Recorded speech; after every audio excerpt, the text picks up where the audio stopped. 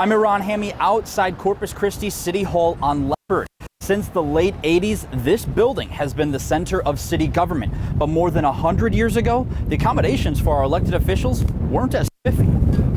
In 1900, just over 4,700 people called Corpus Christi home. City government wasn't as lucky. City Hall was in a large wooden building on Mesquite Street. City leaders shared the building. Corpus Christi's meat and vegetable markets, even the city's volunteer fire brigades were in the building. By 1910, the city's population had more than doubled, and city officials had outgrown their space. In July of 1911, a group of businessmen and citizens organized a petition. Its goal was for a bond election to fund a city hall without the meat and veggies. Voters approved a $50,000 bond, the city hired an architect, and voters approved the new design. Construction began in January of 1912 and wrapped up in December.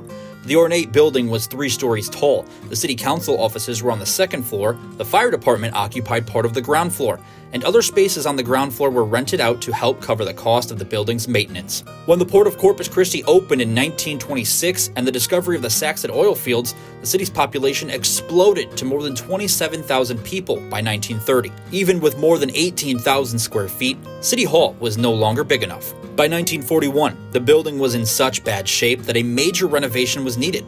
The city's population was now 57,000 people. Many city departments had been forced to move to other locations, but with World War II looming, construction on all municipal buildings had been put on hold. To make space, the city of Corpus Christi instead built a new central fire station on Karankawa, which was still allowed, and the fire department moved out in 1942. After the war, voters approved bonds for construction of what became the Memorial Coliseum.